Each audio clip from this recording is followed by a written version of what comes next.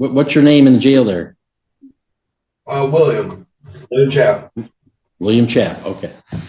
All right. Mr. Nightingale, good morning, sir. Good morning, Your Honor. Can you hear me okay? Yep. All right. So we have People v. William Chap, filed 26-7132FH. Mr. Chap and his lawyer, Mr. Nightingale, are appearing by Zoom from separate locations. Let me know if you need a breakout room. The prosecuting attorney, Ms. Goodrich, is present here for the people. It's scheduled for an arraignment. I also have a plea agreement in front of me with an amended information to facilitate that plea agreement and an affidavit to support the factual basis for a no contest plea. Is that how we wish to proceed, Mr. Nightingale? It is, Your Honor. For purposes of arraignment, is a forensic center referral requested?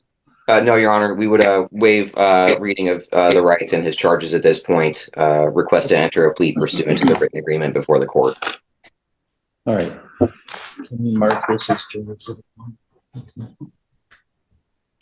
Okay, thank you. All right, Mr. Chap, would you raise your right hand for me? You swear to tell the truth, the whole truth, and nothing but the truth, so help you God? Yes, sir. Okay, you can put your hand down. Mr. Chap, I'm sorry, Mr. Nightingale, what's the reason for a no contest plea? Lack of memory due to intoxication. And Ms. Goodrich, do people consent? Yes. So, Mr. Chap, a no contest plea means I won't ask you about what happened, but I'm going to ask you a lot of questions to make sure you understand your rights and what's happening here. But I want you to understand a no contest plea has the same legal effect as a guilty plea in terms of you being convicted of the offenses and my authority or jurisdiction to sentence you. Do you understand that? Yes, Your Honor.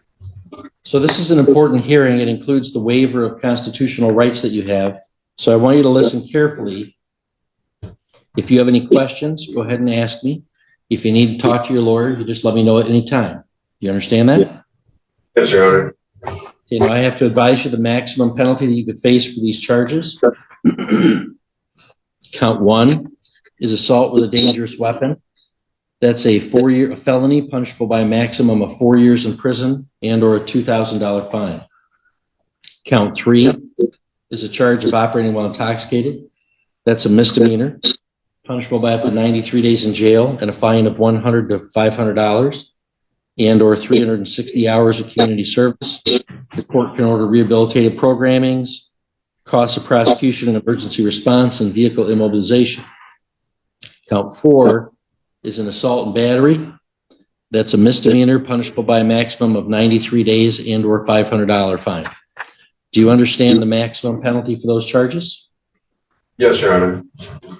Are you on probation or parole anywhere? No, Your Honor. Were you on bond for any other cases at the time of this incident?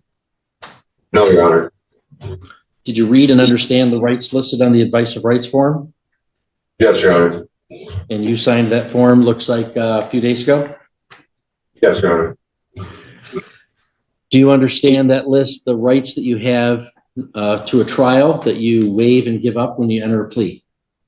Yes, Your Honor. Do you have any question for me or Mr. Nightingale about any of those rights? No, Your Honor. Do you wish to give up those rights and not have a trial and enter this plea instead? Yes, Your Honor. If I accept your plea, you give up any claim that that plea was caused by any threats or by any promises outside the terms of the plea agreement. Do you understand that? Yes, Your Honor. Also, when you plead guilty, you lose the right to appeal. And if you wanted to appeal, you'd have to seek permission by filing an application. But the types of issues that you could raise on an appeal after pleading guilty are very limited, much more limited than if you were convicted after trial. Do you understand that? Yes, Your Honor. The plea agreement provides in exchange for your plea of no contest to those charges I outlined, the prosecutor will dismiss the remaining charges and enhancements. There's an agreement that any weapon seized will be returned to the owner, Robert Stillwell. And there's a restitution of OWI reimbursement of $225. Do you understand the terms of that plea agreement? Yes, Your Honor. Mr. Nightingale, is that a full, fair, and accurate statement of his terms? It is, Your Honor. Thank you. Ms. Goodrich? Yes. All right, so Mr. Chap, other than the plea agreement, has anybody promised you anything to get you to plead no contest? No, Your Honor. Has anybody threatened you to make you do so? No. No, Your Honor. Is entering this plea your own free choice? Yes, Your Honor. Knowing all this, how do you wish to plead to the charge in count 1, assault with a dangerous weapon? Guilty, not guilty, or no contest? No contest, Your Honor. How do you wish to plead to the charge in count 3, operating while intoxicated? Guilty, not guilty, or no contest? No contest, Your Honor. And how do you wish to plead to the charge in count 4, assault? Guilty, not guilty, or no contest? No contest, Your Honor. All right, and I have reviewed the affidavit, which has been marked as joint exhibit 1. I find that it does establish a factual basis in that on that date and time in the county of Sheboygan, Mr. Chapp was operating a vehicle while intoxicated and then displayed or pointed a muzzle-loading firearm at folks that were confronting him after a single vehicle crash that would constitute a felonious assault. And also then he did engage in a physical assault with one Daryl St. Clair, which would support the charge in count 4, the misdemeanor assault. Mr. Nightingale, do you agree that a factual basis is established? I do agree, Your Honor. Ms. Goodrich? Yes. And Mr. Nightingale, are you aware of any other promises, threats, or inducements? No.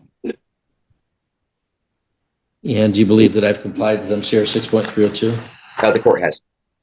Ms. Goodrich, do you agree? Yes. All right, Mr. Chapp, I find that your plea is knowingly, understandingly, and voluntarily made, and that there is a sufficient basis in fact and law to believe you're guilty of those offenses that you pled no contest to. So I hereby accept your plea, and we can schedule sentencing for Mr. Nightingale. We could do the morning of May 26th. If I can check my schedule. Okay. I do have to be in Chippewa County that morning. Is there any way that I could be there in the afternoon potentially? Well, we'll have to talk in general about that. Like we typically put you in the mornings because we've got other attorneys that fill our afternoons. Right. So if you're no longer a morning availability to us, I don't know. I mean, you make up the bulk of our morning dockets usually. Sure. Yeah, Judge, I think this is just a weird scheduling situation. I hope this isn't an issue in the future. I just know that not just Sheboygan County, but also Chippewa, Luce, everybody's kind of been moving stuff around. So I apologize. I don't. That's okay. I can do the afternoon on May 26th. I'm just indicating if this becomes a long-term thing, we'll have to sit down with MIDC and look at our scheduling. Yeah, sounds good, Judge. So let's do 2 p.m. on May 26th. Perfect. Thank you. All right, Mr. Chapp, you'll have to cooperate with a pre-sentence report and interview. Someone will be back to meet with you to interview you for that. Anything further from the defense? No, Your Honor. Thank you. Anything further from the people? No, Your Honor. Thank you. Okay, we'll see you then, Mr. Chapp. Thank you.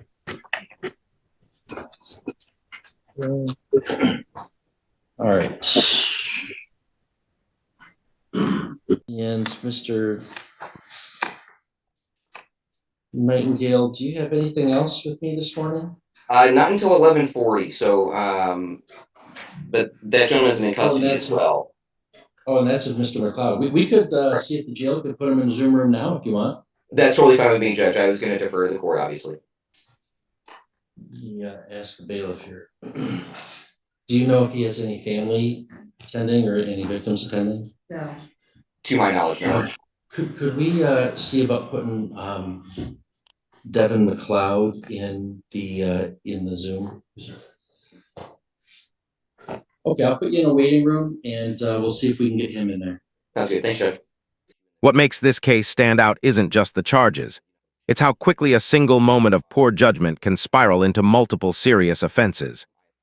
A no contest plea may sound like avoiding responsibility, but legally, it carries the same weight as a guilty plea when it comes to conviction and sentencing. Here, the court made sure the defendant understood every right he was giving up before accepting that plea.